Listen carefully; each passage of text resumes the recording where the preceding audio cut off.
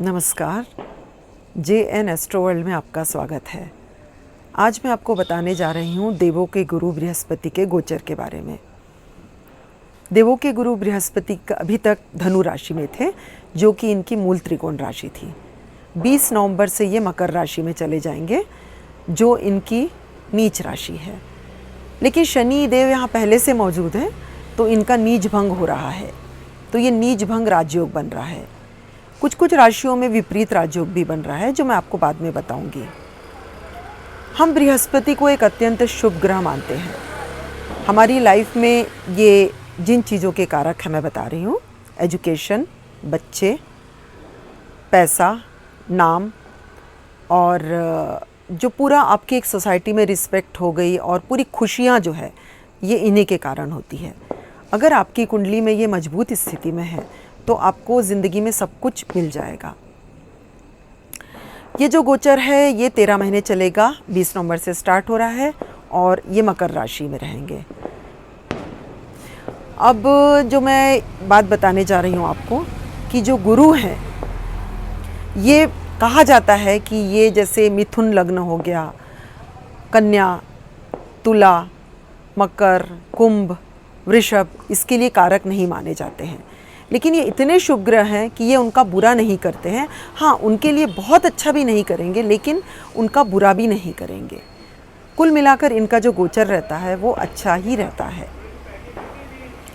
ये जो गोचर है ये आपकी चंद्र कुंडली के आधार पे है, यानी आपकी जो राशि है, आपकी जो राशि होती है, यानी लग्न कुंडली में चंद्रमा जिस राशि में बैठता है वो आपकी हो गई राशि।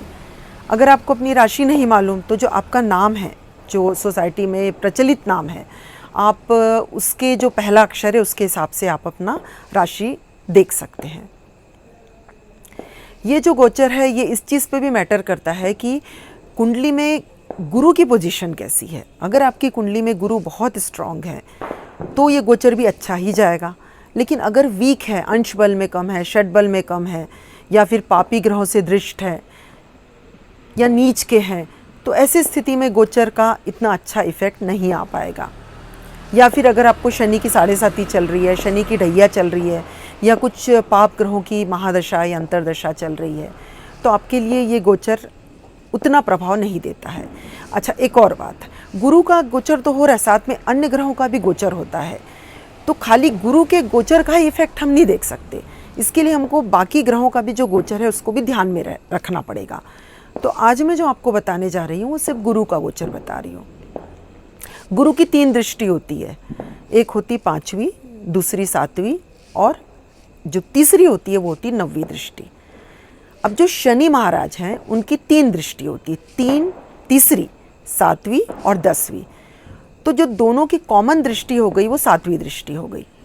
तो अगर शनि किसी भाव में, अब ये दोनों साथ में हैं, तो अगर शनि किसी भाव में विच्छेद कर रहे हैं तो गुरु उस जगह को ठीक करने का ट्राई करेंगे।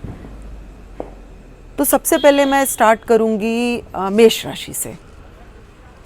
मेष राशि में ये होते हैं भाग्य भाव के स्वामी और व्यय भाव के स्वामी, जो जाके बैठ गए हैं 10th हाउस में। 10th house is for career, fame, father, इसका होता है 10th हाउस। तो 10th हाउस में जाके अगर ये बैठे हैं तो त्रिकोण का स्वामी केंद्र में आके बैठा, तो केंद्र त्रिकोण राजयोग भी बन गया। नीच भंग राजयोग तो चल ही रहा है शनि के साथ बैठ के। तो इसका इफेक्ट ये आएगा कि आपके करियर में भाग्य का साथ मिलेगा। और 12वां जो भाव होता है वो फॉरेन का भी होता है। तो फॉरेन के भाव का स्वामी गुरु अगर आपके करियर के जगह पे आके बैठे हैं तो कुछ फॉरेन से रिलेटेड काम भी होंगे आपके।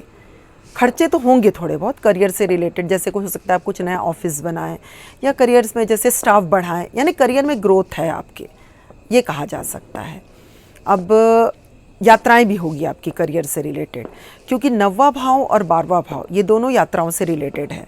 तो करियर से रिलेटेड टूर्स भी हो सकते हैं, हो सकता है फॉरेन टूर हो सकता है लॉन्ग डिस्टेंस ट्रैवल हो। अब जो 10वें भाव में बैठ के गुरु की जो 5वीं दृष्टि होती है वो पड़ेगी धन भाव पे। धन भाव पे दृष्टि डाल के गुरु आपके धन में वृद्धि करेंगे। फैमिली लाइफ की भी वही भाव होता है, तो फैमिली लाइफ को अच्छा करेंगे आपके। फिर उसके बाद में जो उनकी 7वीं दृष्टि पड़ती है वो पड़ रही है चतुर्थ भाव में। चतुर्थ भाव प्रॉपर्टी का होता है, हैप्पीनेस का होता है, मदर का होता है। शनि की दृष्टि से यहाँ पे मदर की तबीयत को इशू हो सकते थे, मॉम के कुछ प्रॉब्लम्स आ सकती थी, लेकिन गुरु ये सब ठीक कर देंगे। तो आप प्रॉपर्टी भी ले लेंगे, व्हीकल्स भी ले सकते हैं और हैप्पीनेस तो रहेगी। गुरु महाराज आपके लिए हैप्पीनेस लेके आ रहे हैं। अब इनकी जो 9वीं दृष्टि पड़ेगी वो पड़ेगी आपके 6वें भाव में। 6वां भाव होता है रोग, रिपु, ऋण, यानी कि डिजीज़, आपके एनिमीज़ और लोन। तो ये यहाँ पे दृष्टि डाल के आपके लोन कम करेंगे, आपके जो डिजीज़ जो आपको परेशान कर रही थी उससे आपको छुटकारा देंगे और आपके एनिमीज़ को नष्ट कर देंगे। तो कुल मिलाकर ये गोचर आपके लिए अच्छा ही रहेगा। अब हम आते हैं वृषभ राशि के ऊपर। जैसा मैंने आपको पहले बताया कि वृषभ राशि के लिए गुरु उतना कारक नहीं माना जाएगा, है ना, क्योंकि ये होते हैं अष्टमेश और लाभेश। तो लाभेश तो ठीक है, लेकिन अष्टमेश आपको मालूम है कि अष्टम भाव को हम अच्छा नहीं मानते हैं। लेकिन अष्टम भाव का स्वामी जाके बैठ गया है भाग्य में, यानी लाभेश भी हैं वो, तो लाभेश अगर भाग्य में बैठ गए तो ये महाधनी योग बना देता है। और अष्टम जो भाव होता है ये सडन गेन्स का होता है, तो आपको अचानक से लाभ होंगे, आपके मतलब आपके लिए लाभ के बहुत अवसर आएंगे। अब जो 9वें भाव में शनि ऑलरेडी बैठे हुए हैं, जो कि भाग्य भाव में खुद की राशि में बैठे हैं, तो आपका भाग्य तो वैसे ही अच्छा चल रहा है। अब गुरु के आने से अब वो और भी अच्छा हो जाएगा। अब वहाँ जो गुरु बैठे हैं वो 5वीं दृष्टि आपके लग्न में डालेंगे। लग्न मतलब आप, तो आपको रिलीजियस बना देंगे, आपके व्यक्तित्व में निखार आ जाएगा और सोसाइटी में आपकी एक जो इमेज होती है वो एक बहुत अच्छी होके निकलेगी। इनकी जो 7वीं दृष्टि पड़ेगी वो पड़ेगी 3रे भाव पे। 3रा भाव होता है फ्रेंड्स का और छोटे भाई बहन का और आपके एफर्ट्स का। तो गुरु की दृष्टि होने से आपका फ्रेंड सर्कल बढ़ेगा, आपके सिबलिंग्स से रिलेशन अच्छे हो जाएंगे और आप एफर्ट्स करने लगेंगे, और एफर्ट्स करेंगे तो आपका भाग्योदय होगा। इसके बाद हम जो 5वीं दृष्टि, 7वीं, 9वीं दृष्टि पड़ेगी पंचम भाव पे। पंचम भाव पे जो होता है एजुकेशन का होता है, बच्चों का होता है, नॉलेज का होता है। तो यहाँ पे जब गुरु दृष्टि डालेंगे तो आपके बच्चे लोगों के लिए अच्छा रहेगा। अच्छा, गुरु अष्टमेश के स्वामी हैं। अष्टमेश का जो भाव, अष्टम भाव जो होता है वो रिसर्च का भी होता है। अब जब ज्ञान भाव में दृष्टि डाल रहे हैं तो आप कुछ रिसर्च भी कर सकते हैं और अपना हो सकता है आप अपना नॉलेज बढ़ाएं, कुछ कोर्सेस करें। एक और चीज़, अगर आप बच्चों के लिए ट्राई कर रहे हैं, अगर आपके बच्चे नहीं हैं तो आपके इस गोचर में आपको बच्चे होने के चांसेस हैं और बेटा होने के ज़्यादा चांसेस है, क्योंकि जो गुरु होते हैं वो मेल प्लैनेट होते हैं। तो कुल मिलाकर आपके लिए गोचर अच्छा है, क्योंकि गुरु त्रिकोण में बैठे हैं। त्रिकोण में जाके ग्रह अच्छे हो जाते हैं। अब इसके बाद हम आते हैं मिथुन राशि पे। मिथुन राशि के लिए भी गुरु कारक नहीं है। इनको यहाँ पे केंद्राधिपति दोष होता है, क्योंकि ये स्वामी होते हैं सप्तमेश के और दशमेश के। तो केंद्राधिपति दोष यहाँ पे भंग होगा। कैसे भंग होगा? क्योंकि ये बैठे हैं अष्टमेश में त्रिकोण के स्वामी शनि के साथ। तो यहाँ पे एक नीचभंग राजयोग हो गया और केंद्राधिपति दोष खत्म हो गया। तो इसका अच्छा इफेक्ट ही आएगा। तो सडन गेन्स होंगे आपको, और आपका जो बिजनेस करियर है उससे रिलेटेड हो सकता है आपको फॉरेन ट्रेवल करना पड़े, और लाभ, सडन गेन्स आपको होंगे। हाँ, ये है कि आपके जो जीवन साथी की हेल्थ है, जो शनि जो वहाँ थे वो थोड़ी सी कुछ प्रॉब्लम दे रहे थे, तो गुरु वहाँ आके आपका अच्छा करने वाले हैं। अब जो गुरु की 5वीं दृष्टि है वहाँ से पड़ेगी 8, 9, 10, 11, 12 व्यय भाव में, 12वें भाव में। अब 12वां भाव होता है फॉरेन का, तो अगेन आपके फॉरेन से रिलेटेड काम होंगे या आप फॉरेन ट्रेवल करेंगे। अब इनकी 7वीं दृष्टि पड़ती है धन भाव पे। धन भाव पे दृष्टि डाल के ये आपके धन में वृद्धि करेंगे, फैमिली लाइफ अच्छी करेंगे। इनकी पड़ती है 9वीं दृष्टि 4th हाउस पे। 4th house is for property, vehicles. तो आप प्रॉपर्टी, व्हीकल्स भी ले सकते हैं। हैप्पीनेस बढ़ेगी, हैप्पीनेस का भी हाउस है, मॉम के लिए अच्छा है आपके। अब इसके बाद यानी बोला जा सकता है कि मिथुन राशि के लिए गोचर ठीक रहेगा, अच्छा ही रहेगा। अब बारी है कर्क राशि की। कर्क राशि में गुरु स्वामी होते हैं 6वें भाव के और भाग्य भाव के। तो भाग्य भाव के स्वामी होते हैं तो इनकी तो एक अलग ही इम्पोर्टेंस हो जाती है इस राशि में।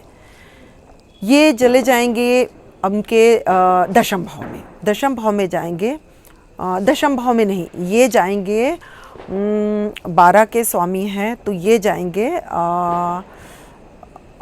नवम 7वें भाव में, 7वें भाव में जाएंगे। तो 7वें भाव में जाएंगे तो ये वहाँ पे लग्न को देख रहे हैं डायरेक्ट। गुरु और शनि दोनों लग्न को देख रहे हैं। तो लग्न को देखने से ये होता है, गुरु शनि का जो कॉम्बिनेशन होता है वो लोकप्रियता बढ़ाता है। तो जब ये लग्न को देखेंगे तो आपकी लोकप्रियता बढ़ाएंगे। गुरु शनि अगर मिल जाए तो वो एक रिलीजियस आपके अंदर फीलिंग्स आने लगेंगी। हाँ, ये चीज़ है कि गुरु षष्ठेश है तो हेल्थ के लॉर्ड है, तो शनि के साथ बैठकर पेट से रिलेटेड कुछ तकलीफ दे सकते हैं आपको, जैसे गैसेस हो गई, कॉन्स्टिपेशन हो गया, है ना। बाकी तो ये उतना ये नहीं है, क्योंकि केंद्र त्रिकोण राजयोग बन रहा है। केंद्र त्रिकोण राजयोग का निर्माण, त्रिकोण का स्वामी जाके केंद्र में बैठ गया है, तो केंद्र त्रिकोण राजयोग बनता है, तो ये अच्छा ही माना जाएगा। विपरीत राजयोग तो है ही है। अब इनकी जो 5वीं दृष्टि पड़ेगी, ये पड़ेगी लाभ भाव पे। लाभ भाव पे 5वीं दृष्टि पड़ेगी तो आपको लाभ में वृद्धि करेंगे, ये वहाँ से लाभ में वृद्धि करेंगे। इसके बाद जो इनकी 7वीं दृष्टि तो मैंने आपको बता दिया कि आपके लग्न में पड़ने वाली है। अब इसके बाद जो 9वीं दृष्टि पड़ेगी वो पड़ेगी आपके 3रे भाव पे, जिससे आपके भाई बहनों के साथ रिलेशन अच्छे होंगे, आपके फ्रेंड्स के साथ रिलेशन अच्छे होंगे, आप बहुत एफर्ट्स करेंगे। तो ये गोचर आपके लिए अच्छा ही माना जाएगा, यानी अच्छा ही जाएगा, क्योंकि जैसा मैंने पहले बताया गुरु सबका भला ही करते हैं। इसके बाद बारी आती है सिंह राशि की। सिंह राशि में ये कहाँ के स्वामी हैं, तो ये सिंह राशि में पंचमेश और अष्टमेश के स्वामी हैं। पंचमेश का स्वामी जाके 6वें भाव में बैठ गया, ठीक है। तो 6वां भाव होता है सर्विस का, कंपटीशन का, तो आपका नॉलेज कंपटीशन में काम आएगा। शनि वहाँ पे ऑलरेडी बैठे हुए खुद की राशि में, लेकिन अब अगेन हेल्थ हाउस में गुरु और शनि बैठ गए हैं, तो आपको पेट से रिलेटेड इश्यूज आ सकते हैं, जैसे गैसेस, कॉन्स्टिपेशन, लाइक कुछ भी जैसे इस टाइप के इश्यूज आ सकते हैं आपको। अब यहाँ पे बैठ के गुरु जो अपनी दृष्टि डालेंगे वो डालेंगे दशम भाव में, 5वीं दृष्टि, तो आपके करियर को अच्छा करेंगे। उसके बाद में फादर के साथ रिलेशन अच्छे हो जाएंगे। इसके बाद जो इनकी 7वीं दृष्टि पड़ेगी वो पड़ेगी व्यय भाव में, वो फॉरेन का भी भाव है, ठीक है। फॉरेन का भी भाव है, तो आपके फॉरेन जाने की सर्विस से मतलब जॉब ऑफर आ सकता है आपको फॉरेन से, ऐसा भी हो सकता है, या फिर आपकी ट्रांसफ़र भी हो सकता है, यानी मतलब दूर दराज एरिया में, जैसे आप जहाँ रहते हैं नेटिव प्लेस से बहुत दूर। इसके बाद जो 9वीं दृष्टि पड़ेगी वो 9वीं दृष्टि पड़ेगी आपके धन भाव पे, तो ये धन की वृद्धि करेंगे आपके, क्योंकि वहाँ पे जब ये दृष्टि डालते हैं तो वो फैमिली हाउस भी है, तो फैमिली में भी आपके शांति रहेगी। यानी कुल मिलाकर हाँ, एक और चीज़ है, यहाँ पे गुरु विपरीत राजयोग भी बना रहे हैं, क्योंकि गुरु अष्टमेश है। जब अष्टम का स्वामी जाके 6वें भाव में बैठे तो विपरीत राजयोग बनता है, यानी स्ट्रगल तो होगा आपकी लाइफ में बहुत, अभी 13 महीने, लेकिन उसके बाद आपको सक्सेस ज़रूर मिलेगी। अब हम आते हैं कन्या राशि पे। कन्या राशि के लिए जो गुरु लॉर्ड हैं वो हैं चतुर्थ भाव के स्वामी हैं और आपके करियर के स्वामी हैं, यानी कि 7th, चतुर्थेश और सप्तमेश, ठीक है। तो चतुर्थ भाव होता है आपका प्रॉपर्टी, व्हीकल, हैप्पीनेस, मदर, इसका, और जो सप्तम भाव होता है वो आपके बिजनेस, पार्टनरशिप, मैरिज, इसका भाव होता है। यहाँ पे भी ये केंद्राधिपति दोष लगता है, तो यहाँ पे जो गुरु है वो जाके बैठ गए हैं आपके